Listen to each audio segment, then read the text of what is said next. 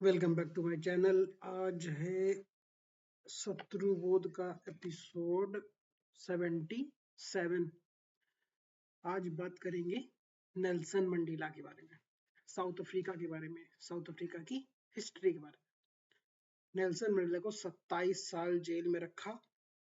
उनको रिहा तब किया गया जब ये पक्का हो गया कि वो जो है बीमारी से मर जाएंगे जेल के अंदर। ठीक है, तब उनको जो है लोगों ने आजाद कर दिया। अब यहीं से बात जो है शुरू करने वाली है कि क्यों इन्होंने तब आजाद किया, कि जब ऐसा लगने लगा कि वो प्रोस्टेट और एक दो चीजों के चक्कर में उनको हार्ट वार्ट की भी प्रॉब्लम हो रही थी। बिकॉज बहुत वो बूढ़े हो गए थे जब उनको रिलीज किया है। जब उनको राष्ट्रपति बने हैं, उनको उनकी हालत देखिए तो वो स्लीपी जो और डोनाल्ड ट्रम्प जैसे बुढ़े हो रखे हैं एकदम से, है ना। और जेल की यातनाएं भी कोई कम नहीं थी। हालांकि वो वायलेंट जेलों की तरह वाली जेल में नहीं थे, बट जेल तो जेल है ना फिर वो। तो ये यहाँ पे इसमें थोड़ा सा एक एक कंपैरिजन करना है मुझे, कि उनका कंपैरिजन सावरकर से किया जाएगा कि गांधी से किया जाएगा। क्या गांधी जो है 27 साल तक लगातार जेल में रहे? गांधी तो हमेशा बाहर ही रहे। मुश्किल से मुश्किल 6 महीने, 2 महीने, 1 महीने के लिए जेल गए, वो भी आगा खान पैलेस में। तो सावरकर को जेल में रखा गया, 24 साल तक जेल में रखा गया ना। 2 लाइफ इम्प्रिजनमेंट दी गई, 14 साल की एक, 14 साल की एक। उससे पहले जब उनकी स्थिति खराब होने लगी तो उनको भी रिहा कर दिया गया। क्यों ही अंग्रेज तभी लोगों को रिहा करते थे? डर के मारे कि जब वो एकदम मरने वाले हों या बूढ़े हो गए हों, क्योंकि तब वो आदमी बन जाएगा मार्टियर। मार्टियर क्या होता है? शहीद भगत सिंह होता है मार्टियर। एक आदमी जो मर के भी नहीं मरा और वो एक एग्जाम्पल बन गया। आज भगत सिंह का कितना नाम है। हो सकता है भगत सिंह को अगर फांसी नहीं होती, फांसी की जगह उनको जेल होती, तो उनका भी कोई नाम ना जानता, ना हिंदुस्तान के बच्चे जानते, ना हिस्ट्री की किताबों में उनको पढ़ाया जाता ना। तो अंग्रेज जो है मार्टर से डरते थे, मार्टरडम से डरते थे, लोगों की इंस्पिरेशन से डरते थे। इसलिए सावरकर को भी आजाद किया गया था ना। और इसीलिए नेल्सन मंडेला को भी आजाद किया गया। और ऐसा नहीं है कि वहां पे उनकी दिल की खुशी के चक्कर में उन लोगों ने उनको आजाद किया था। इतना वायलेंस बढ़ चुका था साउथ अफ्रीका में, पुलिस के ऊपर, आर्मी के ऊपर।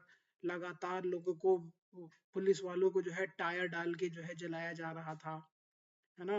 लोगों को पेट्रोलिंग करना मुश्किल हो गया था, घरों को लूटा जा रहा था, दुकानों को लूटा जा रहा था।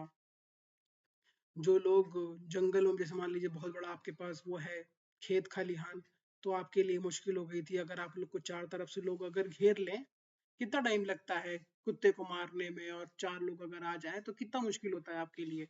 बहुत बहुत कठिन है, मतलब बहुत आसान है किसी को भी आपको जो है टारगेट करना। तो इस तरीके से ये हालत हो गई थी, तब इन लोगों ने नेल्सन मंडेला को आजाद किया है। उसके बावजूद भी इन लोगों ने आर्मी और पुलिस जो है वो अपने पास ही रखी। आर्मी और पुलिस काले लोगों को, जो वहाँ के नेटिव ब्लैक अफ्रीकन थे, उनको नहीं दी। और एक बात, बार बार अभिजीत चावड़ा एक बात कहते हैं कि एक ही देश है दुनिया में जिसने अपने न्यूक्लियर वेपन्स को डिसओन किया है, वो उसका नाम है साउथ अफ्रीका। उन्होंने वापस अपने सारे न्यूक्लियर वेपन्स जो हैं वो अमेरिका को वापस कर दिए। इससे समझ आता है कि साउथ अफ्रीका की आजादी भी कोई सेलिब्रेट करने वाली चीज नहीं है। हालांकि नेल्सन मंडेला को सेलिब्रेट करने वाला है, लेकिन साउथ अफ्रीका की आजादी अंग्रेजों द्वारा दी गई आजादी को सेलिब्रेट करने वाला नहीं है।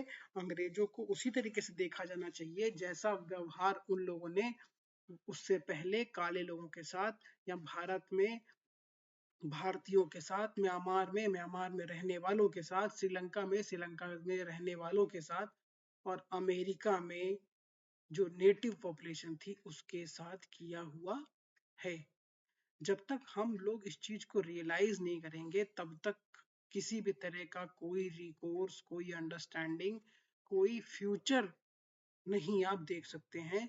क्योंकि ये लोग आपस में मिले रहते हैं, एक दूसरे को। अब हालांकि अब ये एकता जो है वो, जैसे वो माइक कार्नी ने जो है, कनाडा के प्रधानमंत्री ने भी बयान दिया है कि अब बहुत हो गया, अब हम अमेरिका के पीछे पीछे नहीं चलेंगे। अब जाके वो जो एकता थी 100-200 साल की एकता, अब वो टूटने जा रही है।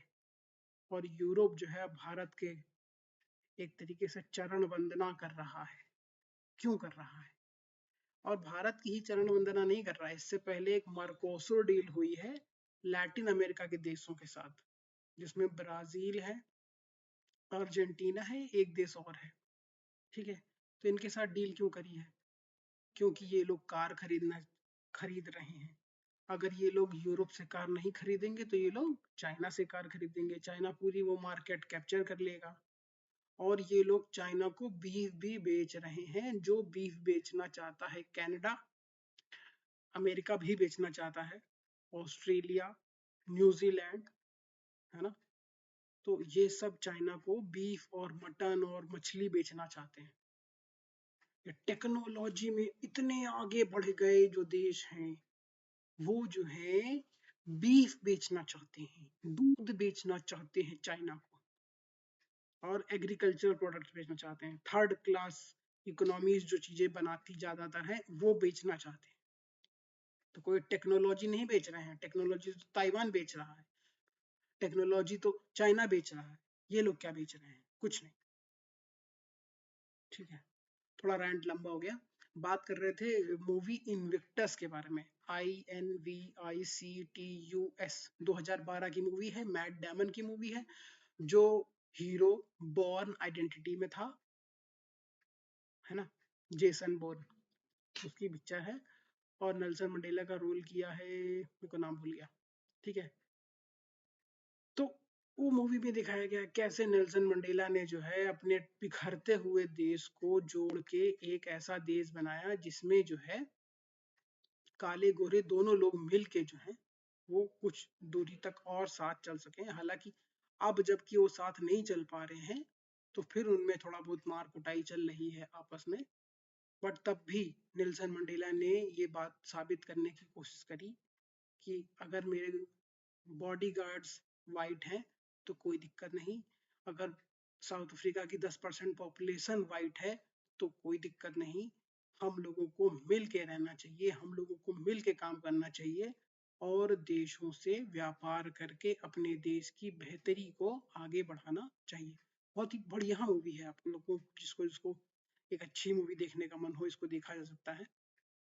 इनविक्टस में जो है मैट डेमन जो है वो साउथ अफ्रीकन रग्बी प्लेयर बने हैं, रग्बी प्लेयर के कैप्टन बने हैं। और उसमें जो है नेल्सन मंडेला राष्ट्रपति हैं। वो कहते हैं कि एक ये ऐसा स्पोर्ट है जिससे हम लोग जो है वर्ल्ड कप जीत सकते हैं और लोगों को एक कर सकते हैं। जो काले गोरे का भेद है वो तो रहेगा, बट फिर भी हम लोग आगे की रास्ता जो है वो एक तरीके से अच्छी कर सकते हैं। बस मोटा मोटी यही है मूवी में, कितने नेल्सन मंडेला अच्छे हैं और कितने अपार्थाइड रिजीम जो है खराब थी, यही दिखाने की कोशिश करी गई है। Thank you.